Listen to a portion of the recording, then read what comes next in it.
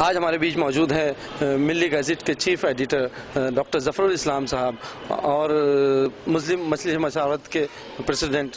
آئیے ہم ان سے بات کرتے ہیں 120 اسکوپ میں. ڈاکٹر صاحب یہ بتائیے کہ ویلفیئر پارٹی آف انڈیا کو بنانے کی آپ کو کیوں ضرورت پڑی جبکہ دیش میں بڑی بڑی راجنیتک پارٹیاں ہیں، چھوٹی پارٹیاں بھی موجود ہیں؟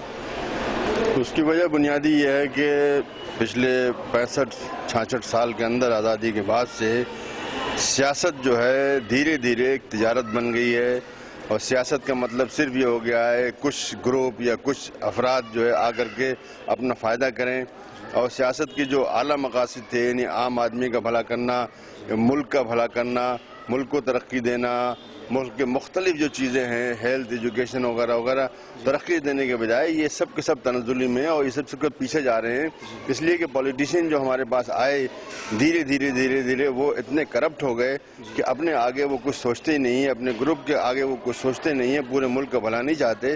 اس لیے اس پارٹی کی ضرورت محسوس ہوئی کہ ایسی پارٹی ہو جو کہ سب کے لیے کام کرے اور پورے ملک کے لیے کام کرے اور بہتری کے لیے کام کرے، اور وہ سارے وہ سیکٹرز جو آج جو ہے بہت ہی بری حالت میں ہیں، خاص طور سے ایجوکیشن ہے، ہیلتھ ہے، بہت ہی بری حالت میں، ان سب کو بہتر کیا جائے. اسی کے ساتھ ساتھ جیسا کہ سب کو معلوم ہے کہ جو مائنورٹیز ہیں اسپیشلی جو مسلمز ہیں یہ بہت پیچھے جا چکے ہیں، اور سچر کمیٹی صاف صاف آئینہ دکھا رہی ہے کہ ہم بہت ہی پیچھے جا چکے ہیں، اور اس کے وجہ یہی سب جو ہے جو طرح طرح کے نیتا آئے ہیں جو اپنے لیے کام کرتے ہیں اور عوام کے لیے نہیں سوچتے ہیں.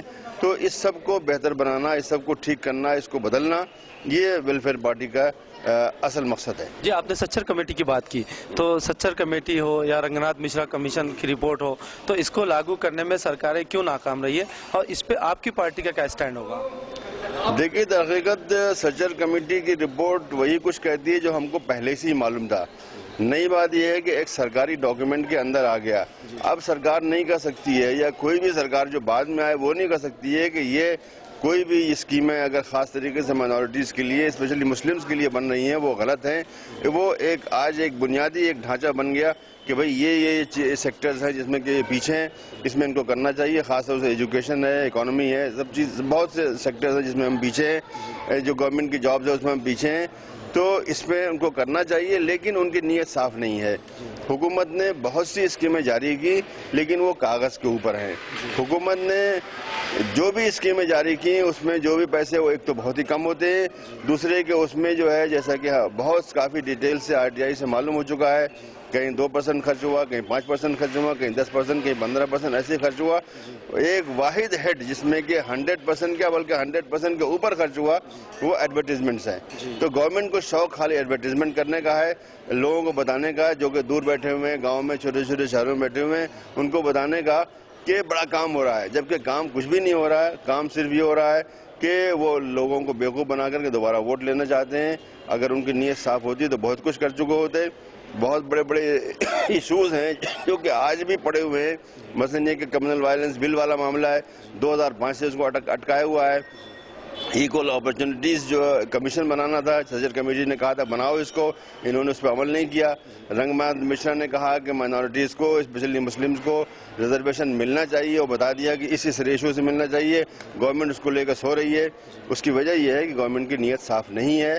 تو ایسی حکومت آنی چاہیے جس کی نیت صاف ہو، اور جو پیچھے ہو، ہم مسلمانوں کی بات نہیں کرتے، جو پیچھے ہو، چاہے آدیواسی ہو، چاہے کوئی برہمنی جو غریب ہو، اس کا بھی بھلا ہونا چاہیے. جو اعلیٰ ذات کے لوگ ہیں جن کو کہ ایجوکیشن نہیں مل پائی، جو کہیں گاؤں میں پڑے ہوئے ہیں، جو کہ بری حالت میں، ان کا بھی بھلا ہونا چاہیے. لیکن وہ سارے سیگمنٹس جو ہیں چاہے مائنورٹیز ہوں، یعنی اسپیشلی مسلمز ہیں اور آدیواسی ہیں، دلت ہیں وغیرہ وغیرہ، سب کا بھلا ہونا چاہیے تاکہ اس ملک میں صحیح معنی میں ایک ویلفیئر اسٹیٹ بنے جس میں کہ سب لوگوں کا ساجھا ہو اور سب لوگوں کو ان کا حق مل رہا ہو. جی، جو آپ نے بات کی سچر کی ایک رپورٹ میں، جہاں تک کانگریس یا UPA سرکار کا سوال ہے، مائنورٹیز کے حقوق کو لے کر کافی ایکٹیو دکھائی دیتی ہے، لیکن سچر کی رپورٹ کے مطابق جو یووا پیڑھی ہے کافی وہ جیلوں میں بند ہے، فیک انکاؤنٹرز میں جو ہے اس کا شکار ہے. تو آپ کی پارٹی کا اس پہ کیا اسٹینڈ ہے؟ نہیں، صحیح بات ہے. ہم تو مستقل اس معاملے پر بولتے بھی رہے ہیں اور دھرنے بھی دیتے رہے ہیں اور جا کے بڑے بڑے آفیسر سے، ہوم منسٹر وغیرہ سے ملتے بھی رہے ہیں اور یہ بات کہتے رہے ہیں کہ ان کی یہ پالیسی غلط ہے، ان کو بدلنا چاہیے. وہ اس کو مانتے تو ہیں بند کمرے کے اندر کہ ہاں پالیسی غلط ہے اور غلط طریقے سے لوگ پکڑے جا رہے ہیں، لیکن اس کا کوئی عمل نہیں کر رہے ہیں. ابھی شندے صاحب نے 2 خط لکھ دیے خط لکھنے سے تو کوئی معاملہ طے نہیں ہوتا. ان کو اگر وہ صحیح معنی میں وہ سنجیدہ ہوتے تو انہوں نے ایک باقاعدہ ایک کمیٹی بنائی ہوتی, جیسے کہ پہلے ٹاٹا میں کمیٹی تھی, اسکریننگ کمیٹیز, وہ جگہ جگہ جا کے دیکھتی کہ جو سارے لوگ بند ہیں ان کے خلاف جو کیسز ہیں کیا واقعی وہ سیریس ہیں, کیا واقعی جو ہے انہوں نے ایسا کیا ہوگا. تو ٹاٹا میں جس طرح لوگ چھوڑے گئے تھے, بہت سالوں کے بعد جیل میں تھے لیکن چھوڑ دیے گئے تھے بعد میں وغیرہ, اس لیے اس میں کوئی کیس نہیں تھا. آج بھی یہ بات حقیقت ہے کہ ہمارے جو بچے ہیں 10-12 سال 18 سال کے بعد وہ بری ہوتے ہیں, ایکوٹ ہوتے ہیں وہ کورٹوں سے. اس کا مطلب ہے کہ ان کے خلاف جو بھی کیس بنایا گیا وہ جھوٹا تھا. لیکن یہ سرکار جو ہے, خاص طور سے یو پی اے کی سرکار, این ڈی اے یعنی بی جے پی کی سرکار کی نیت تو خراب تھی پہلے ہی سے, لیکن یو پی اے کی سرکار بھی اسی رویے پہ چل رہی ہے اور اس کی نیت بھی صاف نہیں ہے. سب کچھ جو اس وقت ہو رہا تھا آج بھی ہو رہا ہے. انہوں نے کہا کہ ہم پوٹا کو ختم کریں گے, انہوں نے پوٹا ختم کیا, لیکن اسی دن انہوں نے یو پی اے کو سخت کیا اور پھر مزید سخت کرتے چلے جا رہے ہیں. ابھی جو لیٹسٹ جو امینڈمنٹ آیا ہے پچھلے سال, اس میں اس کو اتنا ڈریکونین بنا دیا گیا ہے کہ صحیح معنی میں ابھی میں جو آپ سے بات کر رہا ہوں اسی بات پر مجھے جیل بھیجا جا سکتا ہے. اتنا خطرناک ہو چکا ہے وہ. تو یعنی ایسے قانون بنائے گئے ہیں جس میں کسی بھی شخص کو پکڑ کر کے صرف یہ کہ صاحب کہ مجھے معلوم تھا, مجھے کچھ نہیں معلوم تھا لیکن ایک پولیس افسر کہہ رہا کہ ان کو معلوم تھا, وہ کافی ہے اور اس کے لیے مجھے جیل بھیج دیا جائے گا, 10 سال کے بعد مجھے بری ہوگا. تو یہ 10 سال میرے جو ضائع ہو رہے ہیں یا 18 سال ضائع ہو رہے ہیں ان لوگوں کے, 20 سال بھی ضائع ہو رہے ہیں, ان کا کون بھرپائی کرے گا؟ سرکار جو ہے کچھ بھی نہیں کرتی ہے. اور ان پولیس آفیسرز اور ان آئی بی آفیسرز جنہوں نے کروایا, اب جو ہے مثلا معلوم ہوا گجرات میں کہ سارے جو انکاؤنٹرز ہوئے تھے ایک آئی بی آفیسر نے کرائے تھے, لیکن آج تک سرکار نے اس آئی بی آفیسر کے خلاف, راجندر کمار کے خلاف کوئی بھی ایکشن نہیں لیا. تو اس سرکار سے معلوم ہوتا ہے کہ سرکار کی نیتی ٹھیک نہیں ہے.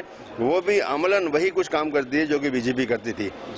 2014 کو لے کر آپ کی دیش میں چناؤ لڑنے کو لے کر کیا پالیسی ہوگی, اور دیش میں جو دیش کی جنتا کا رجحان آپ دیکھ رہے ہوں گے کہ دونوں پارٹیوں کے خلاف میں چل رہا ہے, تیسرا مورچہ بنا ہے, تو کیا آپ ایک تو آپ کی پالیسی کیا ہوگی 2014 کی, اور تیسرے مورچے کے ساتھ کیا آپ شامل ہونا چاہیں گے؟ نہیں دیکھیے, تیسرے مورچہ پہ انہی لوگوں کا ہے جو کہ پہلے بھی اس پارٹی میں اس پارٹی میں اس کولیشن میں اس کولیشن میں این ڈی اے میں یو پی اے میں شامل تھے. کوئی باہر سے تھوڑی چلے آئے, وہ اسی طرح کے لوگ ہیں. ان کو لگ رہا ہے کہ اس وقت کانگریس کمزور ہو رہی ہے, اس لیے اس کا امکان ہے کہ جو تجربہ 90s میں دہرایا گیا تھا وہ پھر دہرایا جا سکتا ہے. کولیشن گورنمنٹ ہے, ان دونوں پارٹیز کے باہر بنائی جا سکتی ہے. تو ان لوگوں کے سامنے سत्ता کے علاوہ کچھ بھی نہیں ہے, اور انہوں نے اپنی جہاں پہ وہ حکومت کر رہے ہیں, چاہے وہ بنگال میں ہو, چاہے وہ تمل ناڈو میں, چاہے اور بھی جگہوں پر حکومت کر رہے ہیں, وہاں پر بھی ان کی پالیسی صاف نہیں ہے. وہ اسی طرح کے کام کرتے ہیں جو کہ این ڈی اے یا یو پی اے کرتی آئی ہے دوسری جگہوں پر. تو ہم کو ان سے کوئی امید نہیں ہے, نہ ہم ان سے کولیشن کی بات کرتے ہیں. یہ ضرور ہے کہ اس بیچ میں ایک اچھا آلٹرنیٹو سامنے آ رہا ہے, وہ عام آدمی پارٹی کا ہے. حالانکہ اس کی نیت بھی ہر بات پہ صاف نہیں ہے, کرپشن پہ صاف ہے لیکن فرقہ واریت پہ اس کی نیت ابھی صاف نہیں ہے. معلوم نہیں کیوں نہیں صاف ہے, بہرحال ہم لوگ اس سے بات بھی کر رہے ہیں.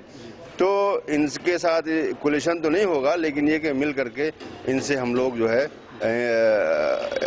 کچھ کر سکتے ہیں. جی, آپ ایک پترکار بھی ہیں, تو آپ میڈیا کو دیکھتے ہیں دیش میں کہ کس طرح سے میڈیا ٹرائل چل رہا ہے, اور خاص طور سے الیکٹرانک میڈیا کی ہم بات کرتے ہیں.